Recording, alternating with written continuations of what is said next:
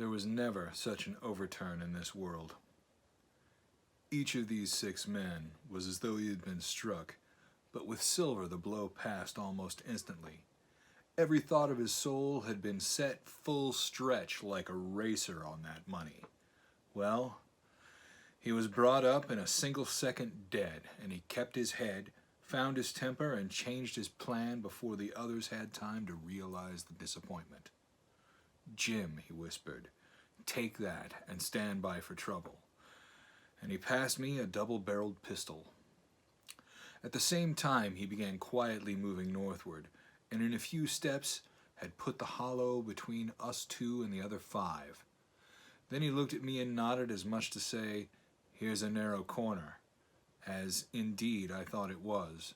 His looks were not quite friendly, and I was so revolted at these constant changes that I could not forbear whispering, "So you've changed sides again."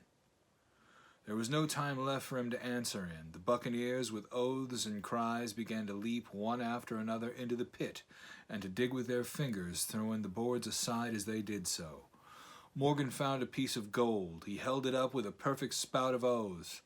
It was a 2-guinea piece, and it went from hand to hand among them for a quarter of a minute.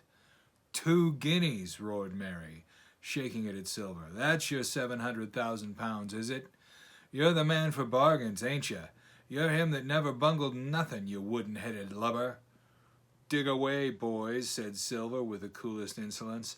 "You'll find some pig nuts, and I shouldn't wonder." "Pig nuts," repeated Mary in a scream. "Mates, do you hear that? I tell you now, that man there knew it all along. Look in the face of him, and you'll see he wrote it there." "Ah, Mary," remarked Silver, "standing for cap'n again? You're a pushin' lad, to be sure." But this time everyone was entirely in Mary's favor. They began to scramble out of the excavation, darting furious glances behind them. One thing I observed, which looked well for us: they all got out upon the opposite side from Silver. Well, there we stood, 2 on one side, 5 on the other, the pit between us, and nobody screwed up high enough to offer the first blow. Silver never moved. He watched them, very upright on his crutch, and looked as cool as ever I saw him. He was brave, and no mistake. "Mate," says he, "there's 2 of them alone there. One's the old cripple that brought us all here and blundered us down to this. The other's that cub I mean to have the heart of. Now, mates." He was raising his arm and his voice, and plainly meant to lead a charge. But just then, crack, crack, crack, 3 musket shots flashed out of the thicket. Mary tumbled head foremost into the excavation. The man with the bandage spun round like a teetotum and fell all his length upon his side, where he lay dead, but still twitching, and the other 3 turned and ran for it with all their might. Before you could wink, Long John had fired 2 barrels of a pistol into the struggling Mary, and as the man rolled up his eyes at him in the last agony, "George," said he, "I reckon I settled you." At the same moment, the doctor, Gray, and Ben Gunn joined us, with smoking muskets from among the nutmeg trees. "Forward!" cried the doctor. "Double quick, my lads. We must head 'em off the boats." And we set off at a great pace, sometimes plunging through the bushes to the chest. I tell you, but Silver was anxious to keep up with us. The work that man went through, leaping on his crutch till the muscles of his chest were fit to burst, was work no sound man ever equaled. And so thinks the doctor. As it was, he was already 30 yards behind us and on the verge of strangling when we reached the brow of the slope. "Doctor," he hailed, "see there, no hurry."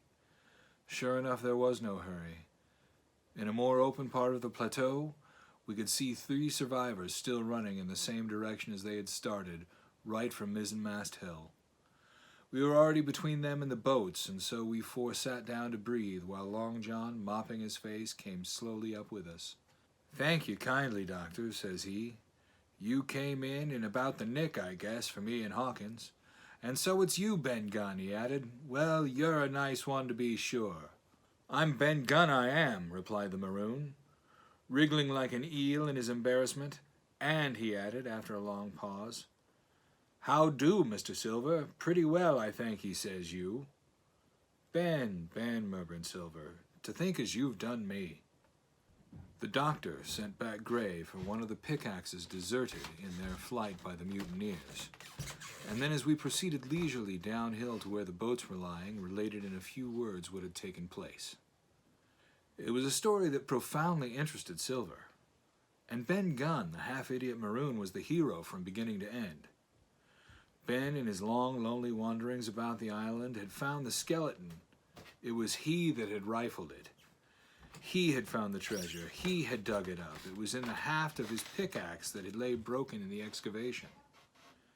He had carried it on his back in many weary journeys from the foot of the tall pine to a cave he had on the two-pointed hill at the northeast angle of the island, and there it had lain stored in safety since 2 months before the arrival of the Hispaniola.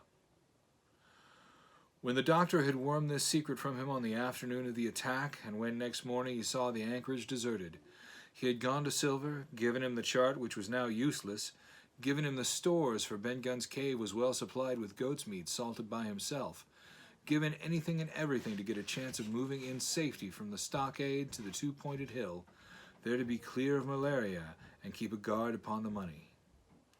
As for you, Jim, he said, it went against my heart, but I did what I thought best for those who had stood by their duty. And if you were not one of these, whose fault was it? That morning, finding that I was to be involved in the horrid disappointment he had prepared for the mutineers, he had run all the way to the cave, and leaving the squire to guard the captain, had taken Gray and the maroon and started, making the diagonal across the island to be at hand beside the pine. Soon, however, he saw that our party had the start of him, and Ben Gunn, being fleet of foot, had been dispatched in front to do his best alone. Then it had occurred to him to work upon the superstitions of his former shipmates, and he was so far successful that Gray and the doctor had come up and were already ambushed before the arrival of the treasure hunters. "Ah," said Silver, "it were fortunate for me that I had Hawkins here. You have let old John be cut to bits and never given it a thought, Doctor." "Not a thought," replied Dr. Livesey cheerily. And by this time we had reached the gigs. The doctor with the pickaxe demolished one of them, and we all got aboard the other and set out to go round by sea for the North Inlet. This was a run of 8 or 9 miles. Silver, though he was almost killed already with fatigue, was set to an oar, like the rest of us, and we were soon skimming swiftly over a smooth sea.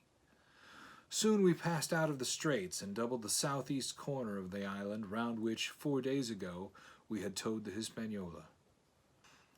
As we passed the two-pointed hill, we could see the black mouth of Ben Gunn's cave and a figure standing by it, leaning on a musket. It was the squire, and we waved a handkerchief and gave him 3 cheers, in which the voice of Silver joined heartily as any. 3 miles farther, just inside the mouth of North Inlet, what should we meet but the Hispaniola cruising by herself? The last flood had lifted her, and there had been much wind or a strong tide current, as in the southern anchorage. We should never have found her more, or found her stranded beyond help. As it was, there was little amiss beyond the wreck of the mainsail. Another anchor was got ready and dropped in 1.5 fathoms of water. We all pulled round again to Rum Cove, nearest point for Ben Gunn's treasure house, and then Gray, single-handed, returned with the gig to the Hispaniola, where he was put to pass the night on guard. A gentle slope ran up from the beach to the entrance of the cave. At the top the squire met us. To me he was cordial and kind, saying nothing of my escapade, either in the way of blame or praise. At Silver's polite salute he somewhat flushed. "John Silver," he said, "you're a prodigious villain and impostor, a monstrous impostor, sir. I am told I am not to prosecute you. Well, then, I will not. But the dead men, sir, hang about your neck like millstones." "Thank you kindly, sir," replied Long John, again saluting. "I dare you to thank me," cried the squire. "It is gross dereliction of my duty. Stand back." And thereupon we all entered the cave. It was a large, airy place, with a little spring and a pool of clear water overhung with ferns. The floor was sand. Before a big fire lay Captain Smollett, and in a far corner, only duskily flickered over by the blaze, I beheld great heaps of coin and quadrilaterals built of bars of gold. That was Flint's treasure that we had come so far to seek, and that had cost already the lives of 17 men from the Hispaniola. How many had it cost in the amassing? What blood and sorrow? What good ships scuttled on the deep? What brave men walking the plank blindfold? What shot of cannon? What shame and lies and cruelty? Perhaps no man alive could tell. Yet there were still 3 upon that island, Silver, and old Morgan, and Ben Gunn, who had each taken his share in these crimes, and each had hoped in vain to share in the reward. "Come in, Jim," said the captain. "You're a good boy in your line, Jim, but I don't think you and me'll go to sea again. You're too much of the born favorite for me. Is that you, John Silver? What brings you here, man?" "Come back to my duty, sir," replied Silver. "Ah," said the captain, and that was all he said. What a supper I had of it that night, with all my friends around me. And what a meal it was, with Ben Gunn's salted goat and some delicacies and a bottle of old wine from the Hispaniola.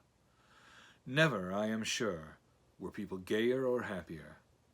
And there was Silver, sitting back almost out of the firelight, but eating heartily, prompt to spring forward when anything was wanted, even joining quietly in our laughter, the same bland, polite, obsequious seaman of the voyage out.